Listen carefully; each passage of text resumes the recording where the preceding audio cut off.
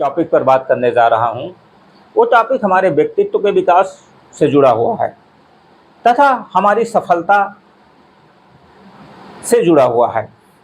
आज आप लोग देखते हो कि अनेक लोग हैं इस जीवन में, वो सफल होना चाहते हैं, आगे बढ़ना चाहते हैं, लेकिन उसी में आप लोग देखते हो कि अनेक लोग सफल हो जाते हैं और अनेक लोग असफल हो जाते हैं।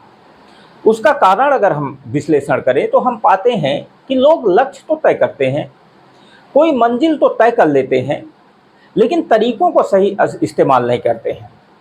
अर्थात अगर हम कोई लक्ष्य तय करें, कोई मंजिल तय करें, तो ज़रूरी है इसके लिए कि हम तरीकों का भी विकास करें। जैसे अगर हम तरीके विकास नहीं करेंगे तो वो लक्ष्य अधूरा होगा और हमें बीच मार्ग से ही लौटना पड़ेगा। अक्सर जो लोगों के साथ होता है, क्योंकि हर कार्य करने का एक तरीका होता है, एक निश्चित समय होता है और एक निश्चित उसका उद्देश्य भी होता है। इन सारी चीज़ों पर हमें ध्यान देना चाहिए। अगर आप लोग जानते हो कि जैसे यूपीएससी का एग्ज़ाम भी है, अनेक लोग इसमें बैठते हैं, लेकिन आप लोग देखते हो कि सफल बहुत कम लोग ही होते हैं। क्यों ऐसा होता है? इसलिए ऐसा होता है कि उन्होंने लक्ष्य तो बड़ा तय कर लिया है, लेकिन उसके साथ उन्होंने यह नहीं ध्यान दिया है कि इसके लिए हमारे तरीके क्या होने चाहिए, हमारे मेथड क्या होना चाहिए। और अगर वो सही मेथड को नहीं अपनाते हैं, तरीकों को नहीं अपनाते हैं, तो प्रायः असफलता ही हाथ लगती है। अगर हम इसके संबंध में अगर हम कहें, वैज्ञानिक प्रबंध के जन्मदाता एफ.डब्ल्यू. टेलर हैं। उन्होंने अपनी पुस्तक में लिखा है कि हर कार्य का एक विज्ञान होता है और किसी कार्य को शुरू करने के पहले विज्ञान का विकास किया जाना चाहिए, तभी सफलता हाथ लगती है। विज्ञान का विकास का मतलब ये है कि तरीकों का विकास करना चाहिए। किस समय हमें कार्य करना है, किन लोगों के साथ हमें कार्य करना है, किन साधनों का इस्तेमाल करना है, इत्यादि। उन्होंने अपने जीवन में प्रयोग भी किए थे और उन प्रयोगों की सफलता भी उन्होंने देखी थी। इसी तरह अगर हम कहें कि अमेरिका के राष्ट्रपति अब्राहम लिंकन थे, उन्होंने कहा था कि अगर मुझे एक पेड़ काटने के लिए 6 घंटे का समय दिया जाए तो सबसे पहले मैं 4 घंटे इस बात पर 4 घंटे में कुल्हाड़ी की धार को तेज करने में बिताऊंगा। यहाँ कुल्हाड़ी की धार तेज करने का आशय है कि मैं पहले कार्य करने के तरीके विकसित करूंगा। इसलिए दोस्तों, हमें ज़रूरी है कि लक्ष्य अगर हम कोई तय करें तो लक्ष्य बहुत ही सोच समझ के तय करें, अपनी क्षमताओं का पर विचार करें, संसाधनों पर विचार करें, तभी हम तय करें।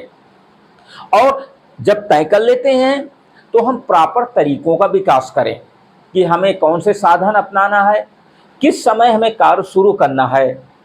क्योंकि आप लोग जानते हो कि किसी मंजिल को प्राप्त करने के लिए पहला कदम जो उठाया जाता है वो बहुत महत्वपूर्ण होता है और पहला कदम ही सफलता और असफलता को तय कर देता है।